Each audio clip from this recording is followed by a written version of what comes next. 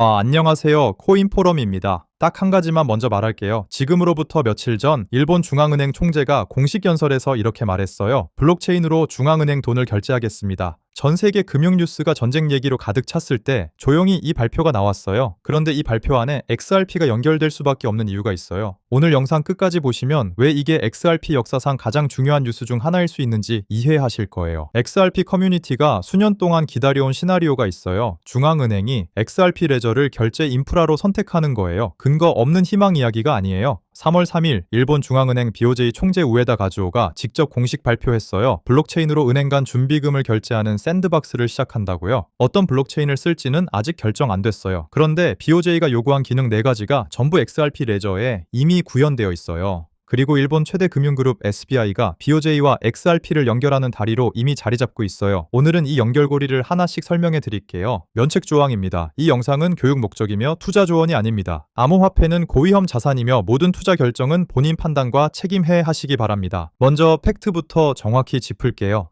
3월 3일 도쿄 핀썸 2026 컨퍼런스에서 우에다 총재가 새로운 금융 생태계와 중앙은행의 역할이라는 제목으로 연설했어요. 핵심은 이거예요. 일본 중앙은행이 은행 간 준비금을 블록체인 위에서 결제하는 샌드박스 실험을 시작한다는 거예요. 개인이 쓰는 디지털 엔화가 아니에요. 은행들이 BOJ에 맡겨두는 실제 준비금이에요. 하루 100조 엔 이상이 오가는 돈이에요. 이 돈을 블록체인 위에서 움직이겠다는 거예요. 우에다 총재는 블록체인이 이제 구현 단계에 들어섰다고 표현했어요. 연구가 끝나고 실제로 쓰는 시대가 됐다는 거예요. BOJ 샌드박스가 테스트할 기능이 4가지예요. 첫째, 아토믹 트랜잭션이에요. 결제와 증권 이전이 동시에 일어나는 거예요. 한쪽이 실패하면 전체가 취소돼요. 지금 전통 금융은 이게 안 돼요. XRP 레저는 이미 지원해요. 둘째, 스마트 컨트랙트예요. 조건 충족 시 자동 실행이에요. 셋째, AI 통합이에요. 실시간 컴플라이언스 감시예요. 넷째, BOJ넷 호환성이에요. 일본 핵심 은행 간 결제 시스템과 연동이에요. 이 4가지가 BOJ의 요구 조건이에요. XRP 레저는 결제 완료까지 3초부터 5초까지, 수수료는 0.0001달러, 2012년부터 13년간 무중단 운영이에요. 이 스펙이 BOJ의 요건과 정확히 맞아요. 그렇다면 왜 XRP가 선택받을 수 있느냐는 질문에 답이 되는 게 SBI예요. SBI 홀딩스는 일본 최대 금융 그룹이에요. 그리고 리플랩스의 지분을 약 9% 보유하고 있어요. 2016년부터 시작한 파트너십이 벌써 10년이에요. SBI는 이미 XRP 레저를 이용한 국경 간 송금 서비스를 실제로 운영 중이에요. RLUSD 일본 배포 계약도 맺었어요. BOJ가 블록체인 결제 파트너를 선택할 때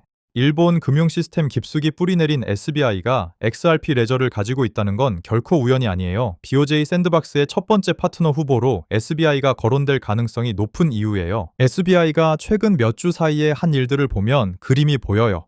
첫째, 1천억엔 블록체인 채권을 출시했어요. 3월 11일부터 청약이 시작돼요. 이 채권은 XRP 보상이 붙어 있어요. 10만엔 투자하면 발행 시, 그리고 매년 이자, 지급일마다 XRP를 추가로 받아요. 일본 규제 금융상품 안에 XRP가 공식 편입된 거예요. 둘째, SBI 신세이 은행이 세계 최초로 주주들에게 배당금을 XRP로 받을 수 있는 옵션을 제공했어요. 3월 31일 기준 주주라면 현금 대신 XRP를 선택할 수 있어요. 채권, 배당, 국경 간 결제까지. SBI 그룹 안에서 XRP가 쓰이는 접점이 계속 늘고 있어요. BOJ는 혼자 움직이는 게 아니에요. BIS 국제결제은행이 이끄는 프로젝트 아고레 BOJ가 참여하고 있어요. 유럽중앙은행, 영란은행, 미국 연준을 포함한 7개국 이상의 중앙은행이 함께해요. 목표는 각국 준비금을 토큰화해서 블록체인 위에서 국경 간 결제를 실시간으로 처리하는 거예요. 우에다 총재가 직접 언급했어요. 프로젝트 아고라가 성공하면 국제결제가 혁신적으로 빨라질 수 있다고요. 리플이 10년 전에 그린 그림이 지금 전 세계 중앙은행들의 목표가 됐어요. XRP 레저는 그 그림의 핵심 인프라예요. 지금 여러분이 가장 궁금한 부분이죠. 가정이라는 걸 먼저 말씀드려요. 하지만 생각해볼 가치가 있어요. BOJ 1일 은행 간 결제 규모가 100조 엔 이상이에요. 이 결제의 일부라도 XRP 레저 위에서 처리된다면 XRP에 대한 구조적 수요가 올라가요. 비교해볼게요. 지금 XRP ETF 월 유입이 5,800만 달러예요. 그게 지금 1.35달러 가격을 지지하고 있어요. BOJ 레벨의 수요는 그것과 차원이 달라요. 중앙은행이 매일 XRP 레저를 쓴다면 유동성 수요는 지속적이고 구조적이에요. 분석가들은 이 시나리오가 실현되면 단기적으로 $5 논의가 시작된다고 봐요. 확정 아니에요.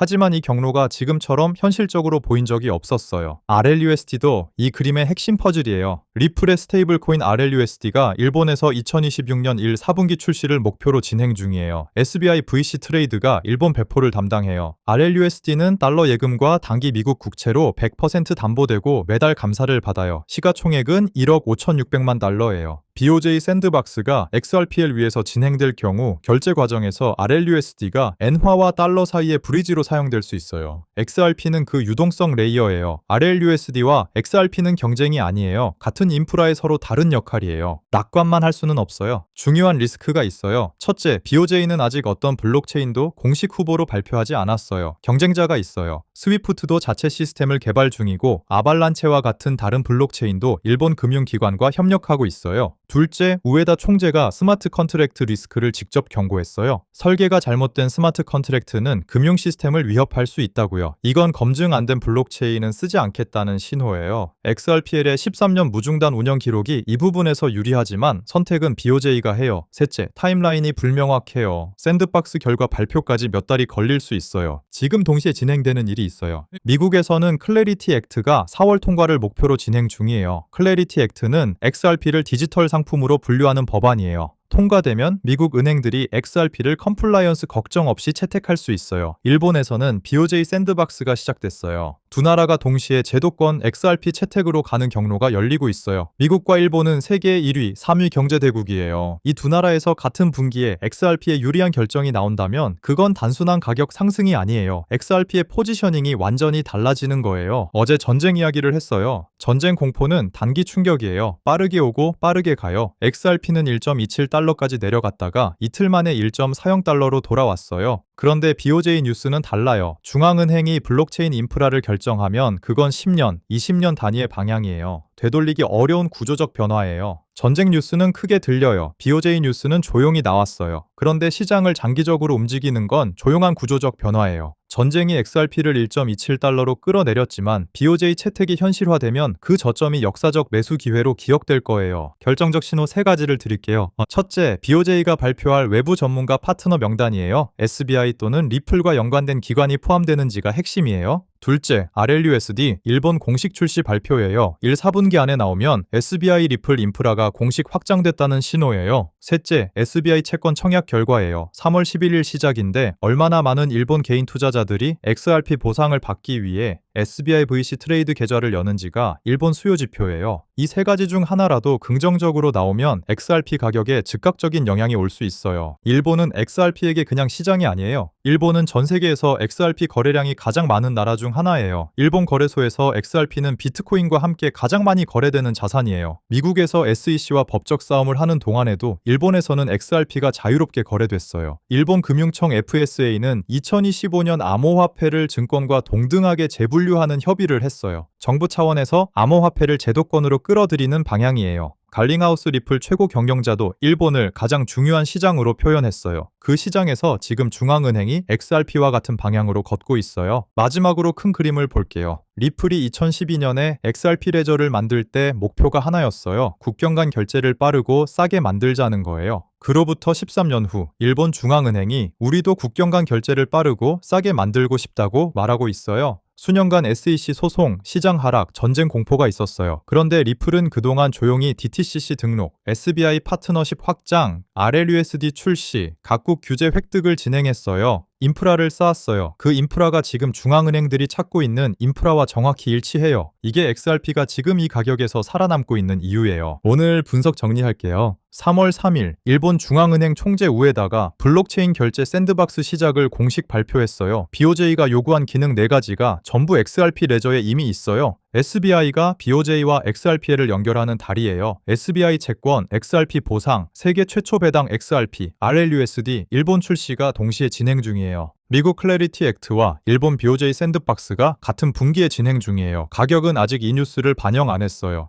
다음 신호는 BOJ 파트너 발표, RLUSD 출시, SBI 채권 청약 결과예요. 투자 조언은 드릴 수 없어요. 대신 이렇게 말씀드릴게요. 지금 같은 시기에 가장 중요한 건 정보예요. 전쟁 뉴스는 모두가 알아요. 그런데 BOJ 샌드박스와 SBI 움직임을 추적하는 사람은 많지 않아요. 크립토 시장에서 가격이 먼저 오르고 뉴스가 나중에 나오는 경우가 많아요. 반대로 뉴스가 먼저 나왔는데 가격이 안 움직인 경우 나중에 한꺼번에 움직이는 경우도 많아요. 지금이 그 중간 어딘가예요. 본인의 판단으로 본인의 리스크 수준에 맞게 결정하세요. 오늘 영상에서 하나만 기억하세요. 전쟁은 헤드라인을 가져요. BOJ는 역사를 써요. 전쟁 뉴스가 XRP를 1.27달러로 끌어내렸어요. 그런데 BOJ가 블록체인 결제를 선택하는 날 1.27달러는 역사적 저점으로 기억될 거예요. 지금은 조용한 시간이에요. 하지만 조용한 시간은 오래가지 않아요. 오늘은 일본 중앙은행 블록체인 샌드박스, BOJ 요구 기능과 XRPL 연결 고리, SBI 생태계, 그리고 클래리티 액트 타임라인까지 정리해드렸어요. 코인포럼 텔레그램에서 BOJ 파트너 발표, RLUSD 일본 출시, SBI 채권 청약 결과를 실시간으로 공유해드릴게요. 영상 설명란 링크로 무료 참여하세요. 구독과 좋아요 부탁드리고 다음에도 좋은 정보로 찾아뵙겠습니다. 코인포럼이었습니다.